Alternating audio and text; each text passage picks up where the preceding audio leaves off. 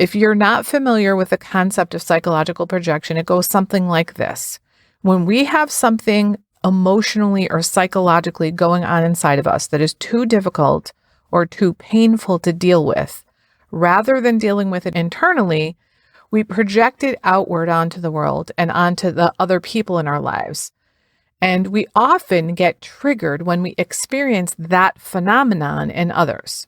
One of the expressions people in recovery use to describe this concept of projection is, you spot it, you got it. In other words, if there's something about other people that irritates the shit out of you, and you see it all the time in others in the world, it's probably a quality that you have, and one that you don't particularly like. Hi, I'm Barb Nangle. I want to welcome you to my podcast, Fragmented to Whole: Life Lessons from 12-Step Recovery, where I help people heal their emotional, psychological, and spiritual wounds and make deep, lasting changes in their lives. I'm the founder and CEO of Higher Power Coaching and Consulting, LLC, where I coach people on how to develop healthy boundaries. On this podcast, I share my experience, strength, and hope from recovery. I don't support or endorse any particular 12-step recovery fellowship, and I don't claim to speak for any particular 12-step fellowship. I also don't believe that 12-step recovery is the only way to recover. You might need additional help. My hope is that you'll find my words concretely helpful in improving your life, whether you're in recovery or not. This is episode 134. You spot it, you got it. Psychological projection in 12-step recovery. Before I get into this week's content, I want to give a shout out to Lily, who's just become a higher powered patron on Patreon. Thanks, Lily. Welcome to the community. I'm so glad that you found my podcast helpful in your journey of recovery. Now on to the story. It's taken me over 3 years to be able to tell this story on the podcast because it was really painful. It's a story about projection that I experienced firsthand in recovery, where someone projected their psychological issues onto me and then blamed me for them. Now, I'd heard of psychological projection before, and of course, I've engaged in it myself. I think we all do to some degree. And I'd even seen it in action before, but not like this. Before I go into too much detail, I want to say I'm not a psychologist, so what I'm describing is from a layperson's perspective. If you're not familiar with the concept of psychological projection, it goes something like this. When we have something emotionally or psychologically going on inside of us that is too difficult or too painful to deal with, rather than dealing with it internally, we project it outward onto the world and onto the other people in our lives. And we often get triggered when we experience that phenomenon in others. One of the expressions people in recovery use to describe this concept of projection is, you spot it, you got it. In other words, if there's something about other people that irritates the shit out of you, and you see it all the time in others in the world, it's probably a quality that you have, and one that you don't particularly like. For me, that quality is arrogance. I learned from recovery that the reason I hate arrogance in others so much is that I'm arrogant. Now, I never knew that until I got into recovery. I didn't understand that I was arrogant until doing the 12 steps, especially step 4. I had a lot of grandiose thoughts and thoughts of superiority, like, if only they did things my way. And I still have those thoughts sometimes, just not anywhere near as frequently. And now I know that they're bullshit. I still have arrogant thoughts, even though I don't want to have them. I just know now not to believe them. They're just my thoughts. They're not true. So here's the story about someone in recovery who projected their shit onto me, and it has to do with a fellow that I will call Y. I was pretty close with her. I had done the steps with her in one program, and we were in another program together as well. We talked frequently about recovery, and she was probably my closest recovery friend at the time. After almost 3 years in recovery together, something happened with her. I'm really not sure what happened exactly, but I think she got a bit too deep without professional help. She was in 4 different recovery programs and did not have a sponsor in any of them. She said that she couldn't handle having a sponsor because her mom had been a narcissist, And it felt like she had to, quote, report to her sponsors the way she used to have to report to her mom all the time. And she just couldn't deal with it. And I believed her, but she still could have used some professional support. And again, I'm not a psychologist. I'm stating what I concluded after the fact. So one night, Y shared at a meeting that she just realized she'd been gaslighting herself. I don't know that she used that language, but that's essentially what she was saying. She talked about how she made jokes about herself, then roped others into making those same jokes about her too, and then she'd get resentful of those people for making those jokes that she fed them about herself. And all of this had just come to her consciousness. She gave the following examples. She said, I tell people all the time that I'm bad at math, and yet I have an MBA in finance. I tell people I don't like to exert myself. For example, I park as close as possible so I don't have to take a lot of steps, and then make jokes with my name and call myself less steps so-and-so. And meanwhile, I've exercised for the vast majority of my adult life. And I also tell people that I'm no good with tools, and yet my husband and I have rehabbed 3 different houses. Not only do I make fun of myself for these things, which are BS, but I rope all of you in on joking about these things for me, and then I get mad at you for doing that.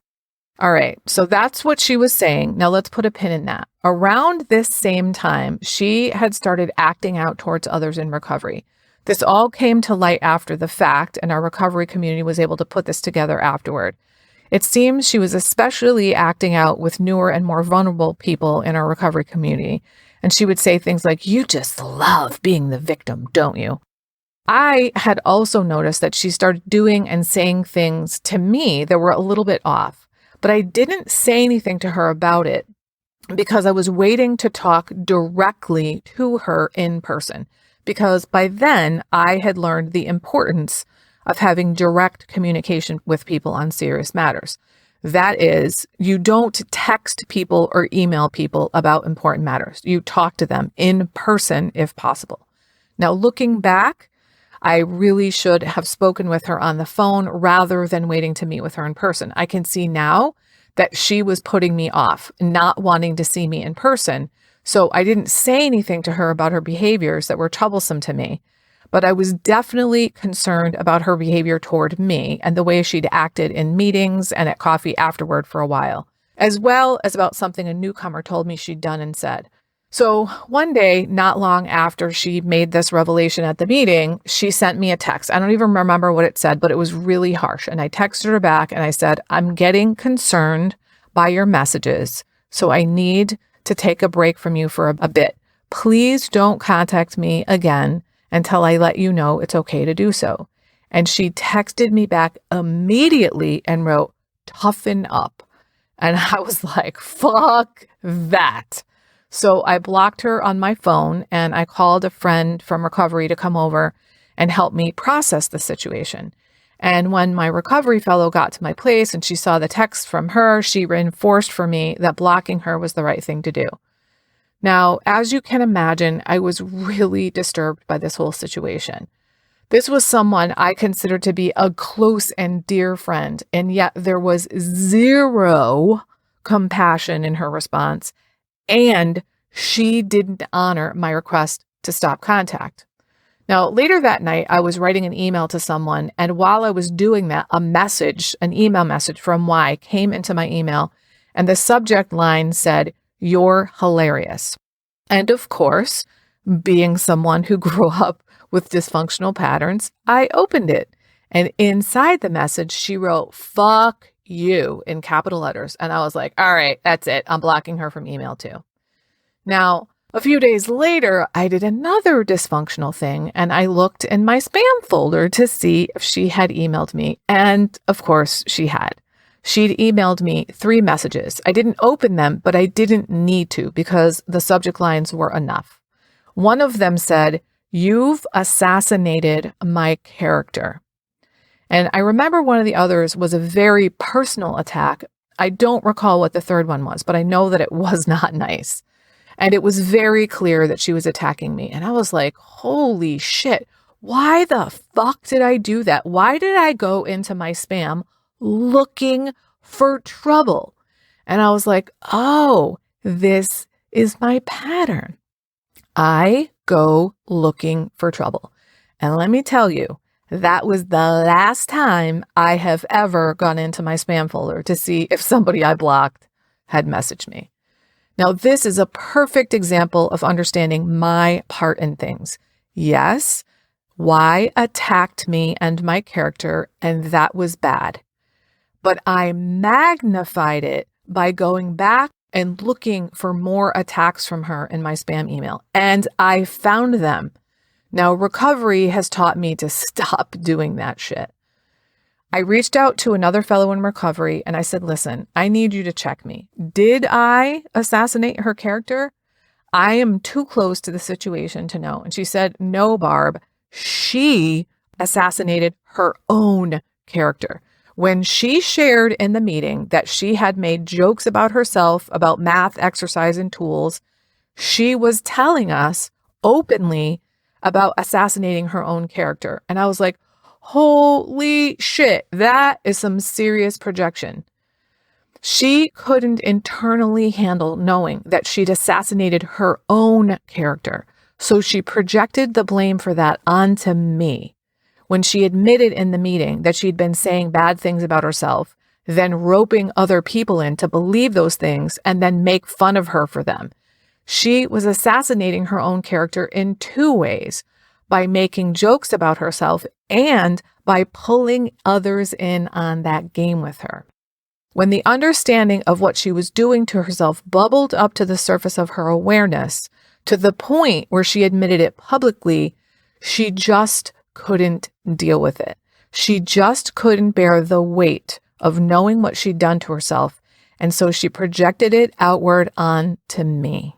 Now, again, I am not a psychologist, but I think this is a perfect example of what can happen when people are digging things up in recovery and not getting the professional help they need.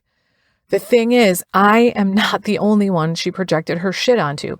I don't know the full story of what she did and said with others, but I do know that she took a metaphorical machine gun and just blew away everybody in her circle, in her social circle, at least in the recovery circles that I'm in, including me, and I was her closest fellow in recovery. Now, this incident was one of the most painful things I have been through in recovery, and I had to do a shitload of step work on it, and I had to work very closely with my sponsor on it. It was one of the strongest boundaries I had to set when I blocked her.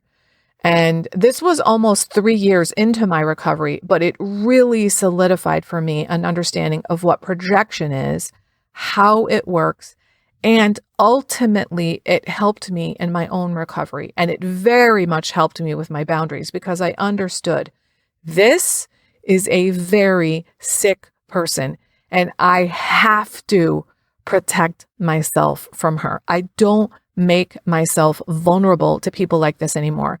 So there is no wavering on this boundary.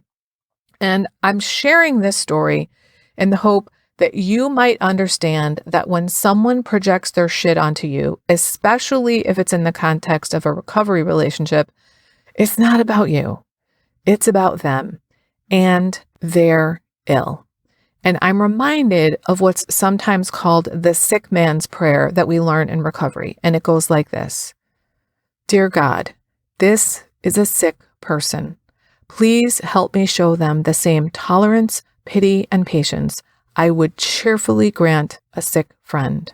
So you want to treat them as the sick person that they are and pray for them. And remember that it's possible that you might be just as sick as they are. Wouldn't you want that kind of compassion for yourself?